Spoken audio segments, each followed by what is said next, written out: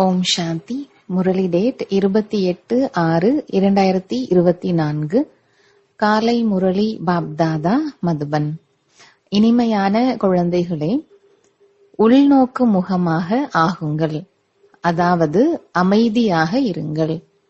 வாயினால் எதுவும் பேசாமல் இருங்கள். ஒவ்வொரு காரியத்தையும் அமைதியாக செய்யுங்கள். ஒருபோதும் அசாந்தியை பரப்பாதீர்கள். கேள்வி: குழந்தைகளாகிய உங்களை ஏழையாக ஆக்குகின்ற அனைவரை காட்டிலும் பெரிய விரோதி யார்? பதில்: கோபம். எங்கே கோபம் உள்ளதோ அங்கே பானை தண்ணீரும் கூட வற்றி போகும் என்று பழமொழி இருக்கின்றது. பாரதத்தின் பானை வைரம் வைடூரியங்களால் நிரம்ப பெற்றதாக இருந்தது. இந்த பூதத்தின் காரணத்தால் காலியாகி விட்டிருக்கின்றது. இந்த பூதங்கள் தான் உங்களை ஏழையாக ஆக்கிவிட்டது. கோபம் அடையும் மனிதர்கள் தாங்களும் சூடாகி மற்றவர்களையும் சூடாக்குகின்றனர். அதனால் இப்போது இந்த பூதங்களை அந்தர்முகியாகி, அதாவது உள்முக நோக்குள்ளவராகி வெளியேற்றுங்கள். ஓம் சாந்தி. பாபா குழந்தைகளுக்கு புரிய வைக்கின்றார். இனிமையான குழந்தைகளே, அந்தர்முகி ஆகுங்கள். அந்தர்முக்தா என்றால் எதுவும் பேசாதீர்கள். தன்னை ஆத்மா என உணர்ந்து பாபாவை நினைவு செய்யுங்கள். இது தந்தை வந்து குழந்தைகளுக்கு கற்றுத் தருவதாகும். இதில் வேறு எதுவும் பேசுவதற்கு தேவையில்லை. புரிந்து கொள்ள வைக்கப்படுகின்றது. இல்லறத்தில் இதுபோல் இருக்க வேண்டும். இதுதான் மன்மனாபவ, என்னை நினைவு செய்யுங்கள். இது முதல் முக்கியமான விஷயம். குழந்தைகளாகிய நீங்கள் வீட்டில் கோபப்படவும் கூடாது. கோபம் எப்படிப்பட்டது என்றால் அது குடத்தில் உள்ள தண்ணீர் கூட வற்றி போக செய்யும். கோபவசமான மனிதர்கள் அசாந்தியை பரப்புகின்றனர். அதனால் இல்லறத்தில் இருந்து கொண்டே அமைதியாக இருக்க வேண்டும். உணவு சாப்பிட்டுவிட்டு தனது தொழில் அல்லது அலுவலகம் முதலானவற்றிற்கு செல்ல வேண்டும். அங்கும் கூட அமைதியில் இருக்க வேண்டும். அனைவருமே சொல்கின்றார்கள், எங்களுக்கு அமைதி வேண்டும் என்று. இதுவோ குழந்தைகளுக்கு சொல்லப்பட்டுள்ளது. அமைதியின் கடல் ஒரே ஒரு பாபா மட்டுமே. பாபா கட்டளையிடுகின்றார், என்னை நினைவு செய்யுங்கள். இதில் பேசுவதற்கு எதுவும் இல்லை. உள்முக நோக்கில் இருக்க வேண்டும். அலுவலகம் முதலியவற்றில் தங்களது காரியத்தையும் செய்ய வேண்டும் என்றால் இதில் அதிகம் பேச வேண்டிய தேவை எதுவும் இருக்காது. முற்றிலும் இனிமையானவர்களாக ஆக வேண்டும். யாருக்கும் துக்கம் கொடுக்க கூடாது. சண்டையிடுவது முதலிய இதெல்லாம் கோபத்துடன் சேர்ந்தது. அனைத்திலும் பெரிய விரோதி காமம். பிறகு இரண்டாவதாக வருவது கோபம். ஒருவர் மற்றவர்களுக்கு துக்கம் கொடுக்கிறார்கள். கோபத்தால் எவ்வளவு சண்டையாகி விடுகிறது. குழந்தைகளுக்கு தெரியும், சத்யுகத்தில் சண்டை நடப்பதில்லை. இது ராவணனுடைய குணத்தின் அடையாளம். கோபப்படுகிறவர்களும் கூட அசுர சம்பிரதாயத்தினர் எனப்படுகிறார்கள். பூதத்தின் பிரவேசம் அல்லவா? இதில் பேச வேண்டியது எதுவும் இல்லை. ஏனெனில் அந்த மனிதர்களுக்கோ ஞானம் கிடையாது. அவர்களோ கோபப்படுவார்கள். கோபப்படுபவர்கள் மீது கோபப்படுவதால் சண்டை வரும். பாபா சொல்லி புரிய வைக்கின்றார், இது கடுமையான பூதம். இதை யுக்தியுடன் விரட்ட வேண்டும். வாயிலிருந்து எந்த ஒரு கடுமையான சொல்லும் வெளிவரக்கூடாது. இது மிகவும் இழப்பை உருவாக்குவதாகும். விநாசமும் கூட கோபத்தினால்தான் ஏற்படுகின்றது அல்லவா? வீடு தோறும் எங்கெல்லாம் கோபம் இருக்கிறதோ அங்கே அசாந்தி அதிகமாக உள்ளது. கோபப்பட்டால் நீங்கள் பாபாவின் பெயரை கெடுக்கின்றீர்கள். இந்த பூதத்தை விரட்ட வேண்டும். ஒரு முறை விரட்டிவிட்டால் பிறகு அரை கல்பத்திற்கு இந்த பூதம் இருக்கவே செய்யாது. இந்த 5 பூதங்கள் இப்போது முழு வேகத்தில் உள்ளன. இத்தகைய சமயத்தில்தான் பாபா வருகின்றார். விகாரங்கள் முழு வேகத்தில் இருக்கும் போது இந்த கண்கள் மிகவும் குற்றமானவை, வாயும் கூட குற்றம் உள்ளது. சப்தமாக பேசுவதால் மனிதர்கள் சூடாகி விடுகின்றனர். மேலும் வீட்டையும் கூட சூடாக்கி விடுகின்றனர். காமம் மற்றும் கோபம், இந்த இரண்டும் பெரிய விரோதிகள். கோபக்காரர்கள் நினைவு செய்ய இயலாது. நினைவு செய்பவர்கள் எப்போதும் அமைதியாக இருப்பார்கள். தனது மனதை கேட்டுக்கொள்ள வேண்டும். எனக்குள் பூதம் எதுவும் இல்லாதிருக்கின்றதா? மோகத்தினுடைய மற்றும் பேராசையினுடைய பூதமும் கூட உள்ளது. பேராசையின் பூதமும் கூட குறைவானது அல்ல. இவை அனைத்தும் பூதங்கள். ஏனெனில் ராவண சேனை. பாபா குழந்தைகளுக்கு நினைவு யாத்திரையை கற்றுத்தருகின்றார். ஆனால் இதில் அதிகமாக குழந்தைகள் குழம்பி போகின்றார்கள், புரிந்து கொள்வதில்லை. ஏனெனில் பக்தி அதிகம் செய்திருக்கின்றார்கள் அல்லவா? பக்தி என்பது தேக அபிமானம். அரை கல்பமாக தேக அபிமானம் இருந்தது.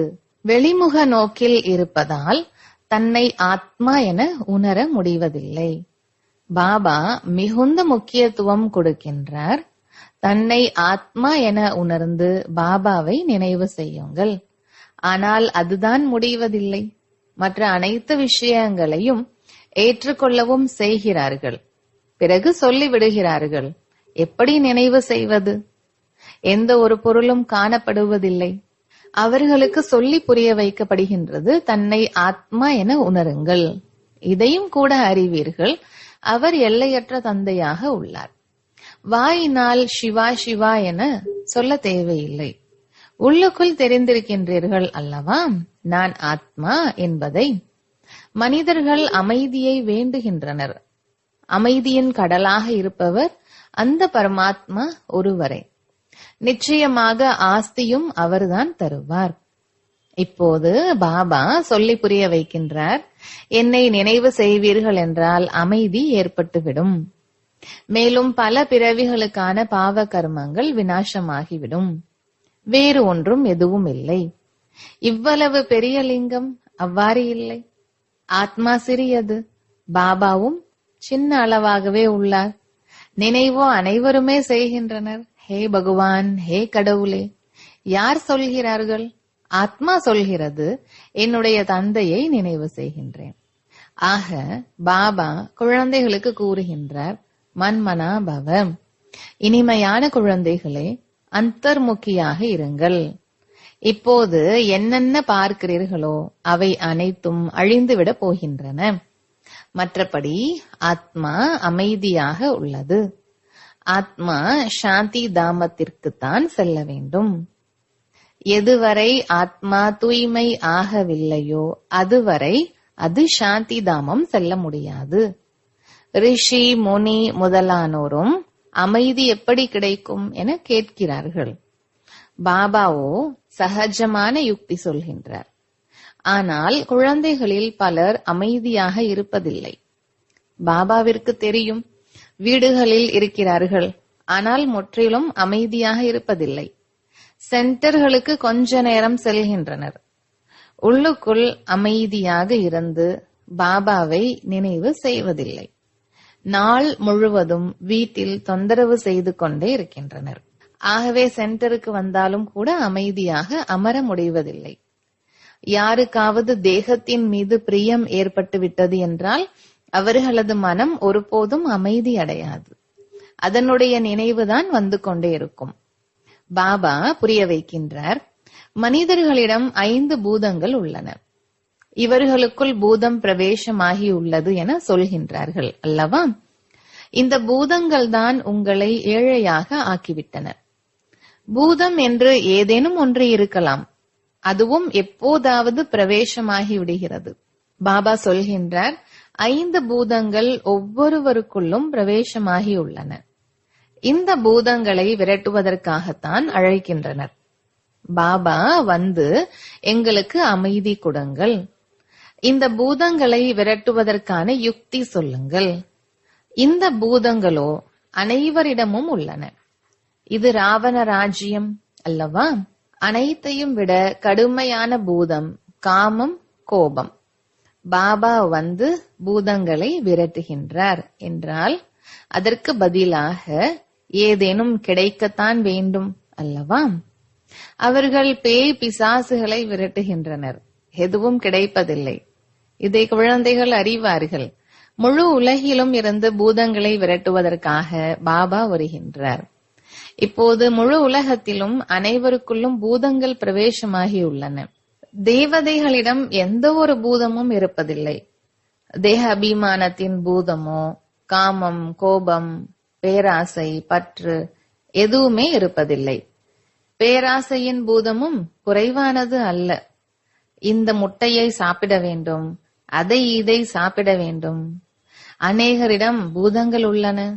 நமக்குள் காமத்தின் பூதம், கோபத்தின் பூதம் நிச்சயமாக உள்ளது என்பதை தங்கள் மனதால் புரிந்து கொள்கின்றனர். ஆக இந்த பூதங்களை வெளியேற்றுவதற்காக பாபா எவ்வளவு கஷ்டப்படுகின்றார்.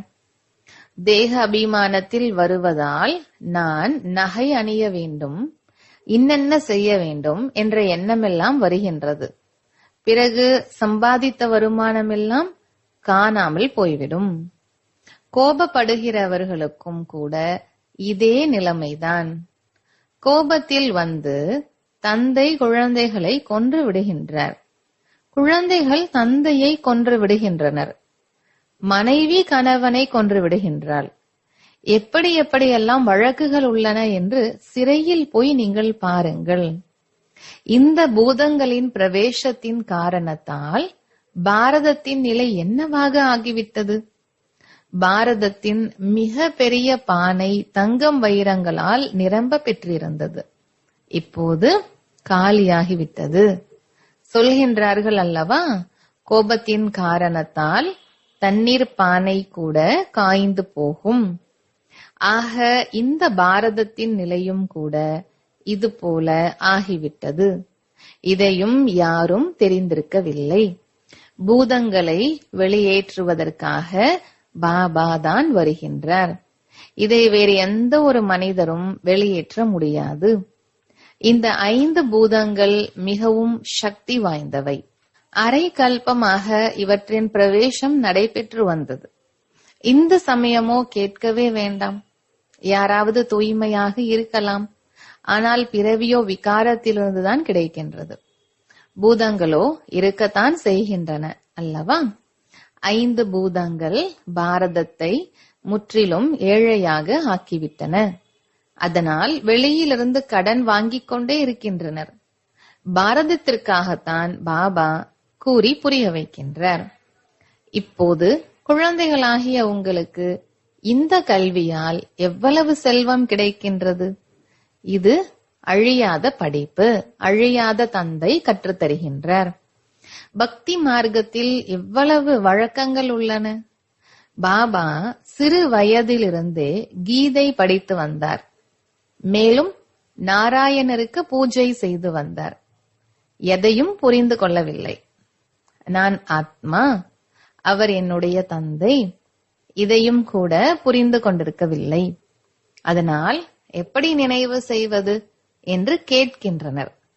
அட, நீங்களோ பக்தி மார்க்கத்தில் நினைவு செய்து வந்தீர்கள். ஹே பகவான், வாருங்கள், எங்களை விடுவியுங்கள், எங்களுக்கு வழிகாட்டியாகுங்கள்.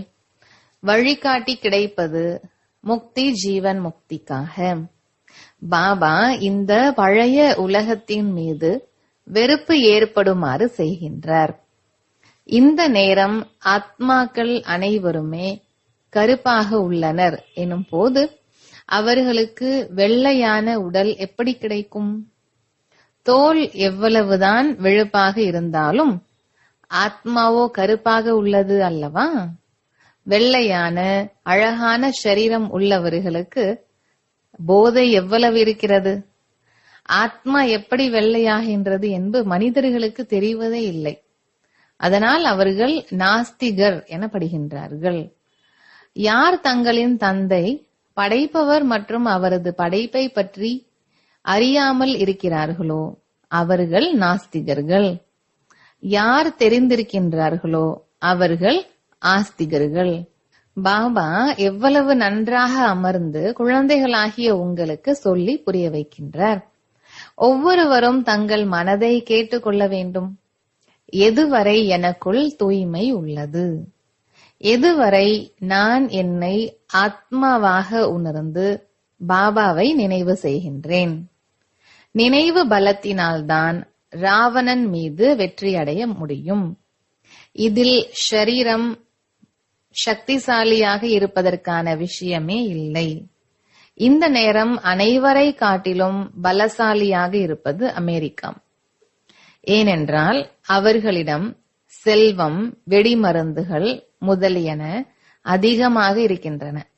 அதனால் அந்த பலம் ஷரீர சம்பந்தமானது, கொல்வதற்காக. நாம் வெற்றி பெற வேண்டும் என்பது புத்தியில் உள்ளது. உங்களுடையதோ ஆன்மீக பலம். நீங்கள் ராவணன் மீது வெற்றி அடைகின்றீர்கள். இதன் மூலம் நீங்கள் உலகத்திற்கு எஜமானன் ஆகிவிடுகிறீர்கள். உங்களை யாருமே வெற்றி அடைய முடியாது. அரை கல்பத்திற்கு யாராலும் அபகரிக்க முடியாது. வேறு யாருக்கும் தந்தையிடமிருந்து ஆஸ்தி கிடைப்பதில்லை. நீங்கள் என்னவாக ஆகிறீர்கள் என்பதை கொஞ்சம் சிந்தித்து பாருங்கள். பாபாவையோ மிகுந்த அன்புடன் நினைவு செய்ய வேண்டும். மேலும் சுயதர்ஷன சக்கரதாரி ஆக வேண்டும். சுயதர்ஷன சக்கரத்தால் விஷ்ணு அனைவருடைய தலைகளையும் வெட்டினார் என்று அவர்கள் நினைக்கிறார்கள். ஆனால் இதில் இம்சைக்கான விஷயம் எதுவும் இல்லை. ஆக இனிமையிலும் இனிமையான குழந்தைகளுக்கு பாபா கூறுகின்றார், இனிமையான குழந்தைகளே, நீங்கள் என்னவாக இருந்தீர்கள்? இப்போது உங்கள் நிலையை பாருங்கள். நீங்கள் எவ்வளவு பக்தி முதலியவற்றை செய்திருந்தாலும் பூதங்களை வெளியேற்ற முடியவில்லை. இப்போது உள்முக நோக்கில் இருந்து பாருங்கள். எனக்குள் எந்த ஒரு பூதமும் இல்லாமல் இருக்கின்றதா? யார் மீதாவது மனம் ஈடுபட்டது? நகை அணிந்தீர்கள் என்றால் சம்பாதித்த வருமானம் இல்லாமல் போகும். அவர்களுடைய முகத்தை பார்ப்பதற்கு கூட நன்றாக இருக்காது. அசுத்தமாகவே ஆகிவிட்டார்கள். தூய்மையாக இல்லை. உள்ளுக்குள் மனம் அரித்துக் கொண்டே இருக்கும், நான் தூய்மை இழந்து விட்டேன் என்று. பாபா சொல்கின்றார், தேகத்துடன் கூட அனைத்தையும் மறந்து விடுங்கள். தன்னை ஆத்மா என உணருங்கள். இந்த நிலை இருப்பதன் மூலம் நீங்கள் தேவதை ஆவீர்கள். ஆக எந்த ஒரு பூதமும் வரக்கூடாது. தன்னைத்தான் சோதித்து பாருங்கள் என்று சொல்லி புரிய வைத்துக் கொண்டே இருக்கின்றார். அநேகரிடம் கோபம் உள்ளது. நிந்தனை செய்யாமல் அவர்களால் இருக்க முடிவதில்லை. பிறகு சண்டை நடக்கிறது. சிலரோ மிகவும் கெட்டவர்களாக உள்ளனர். பூதங்களை விரட்டிவிட்டு முற்றிலும் தூய்மையாக வேண்டும். ஷரீர நினைவு கூட வரக்கூடாது. அப்போதுதான் உயர்ந்த பதவி பெற முடியும். அதனால் 8 ரத்தினங்கள் பாடப்படுகின்றனர். உங்களுக்கு ஞான ரத்தினங்கள் கிடைக்கின்றன, ரத்தினங்களாக மாறுவதற்காக. பாரதத்தில் 33 கோடி தேவதைகள் இருந்தனர் என்று சொல்கின்றனர். ஆனால் அவர்களிலும் கூட 8 ரத்தினங்கள் கௌரவத்துடன் தேர்ச்சி பெறுவார்கள். அவர்களுக்குத்தான் பரிசு கிடைக்கும். எப்படி ஸ்காலர்ஷிப் கிடைக்கிறது அல்லவா? நீங்கள் அறிவீர்கள், குறிக்கோள் மிக உயர்ந்தது. போக போக கீழே விழுந்து விடுகின்றனர். பூதத்தின் பிரவேசம் ஆகிவிடுகின்றது. அங்கே விகாரம் இருப்பதில்லை. குழந்தைகளாகிய உங்கள் புத்தியில் முழு டிராமாவின் சக்கரமும் சுற்ற வேண்டும். 5000 ஆண்டுகளில் எத்தனை மாதங்கள், எத்தனை மணிகள், எத்தனை வினாடிகள் உள்ளன என்று நீங்கள் அறிவீர்கள். யாராவது கணக்கு எடுப்பது என்றால் எடுக்க முடியும். பிறகு இந்த மரம் இருக்கிறதே, அதிலும் கூட கல்பத்தில் இத்தனை வருடங்கள், இத்தனை மாதங்கள், இத்தனை நாட்கள், இத்தனை மணிகள், இத்தனை வினாடிகள் உள்ளன என்று எழுதிவிடுவீர்கள். இவர்கள் முற்றிலும் சரியாக சொல்கிறார்கள் என்று மனிதர்கள் சொல்வார்கள். 84 பிறவிகளின் கணக்கை சொல்கின்றார்கள். ஆக கல்பத்தின் ஆயுளை ஏன் சொல்ல மாட்டார்கள்? குழந்தைகளுக்கு முக்கியமான விஷயமோ சொல்லப்பட்டுள்ளது. அதாவது எப்பாடுபட்டாவது பூதங்களை விரட்டியாக வேண்டும். இந்த பூதங்கள் உங்களுக்கு முழு அழிவை ஏற்படுத்தியுள்ளன. மனிதர்கள் அனைவரிடமும் இந்த பூதங்கள் நிச்சயமாக உள்ளன. பிரஷ்டாச்சாரத்தின் பிறப்புகளாகவே உள்ளனர். அங்கே பிரஷ்டாச்சாரம் இல்லை. சத்தியோகத்தில் ராவணனே இல்லை. ராவணனையும் கூட யாரும் புரிந்து கொள்வதில்லை. நீங்கள் ராவணன் மீது வெற்றி கொள்கின்றீர்கள், பிறகு ராவணனே இருக்க மாட்டான். இப்போது புருஷார்த்தம் செய்யுங்கள். பாபா வந்திருக்கின்றார் என்றால் பாபாவின் ஆஸ்தி கண்டிப்பாக கிடைத்தாக வேண்டும். நீங்கள் எத்தனை முறை தேவதை ஆகின்றீர்கள், எத்தனை முறை அசுரர்கள் ஆகிறீர்கள், அதனுடைய கணக்கை கூற முடியாது. எண்ணற்ற முறை ஆகியிருப்பீர்கள். நல்லது குழந்தைகளே, அமைதியில் இருப்பீர்கள் என்றால் ஒருபோதும் கோபம் வராது. பாபா என்ன அறிவுரை கொடுக்கின்றாரோ அதை நடைமுறைப்படுத்த வேண்டும். நல்லது.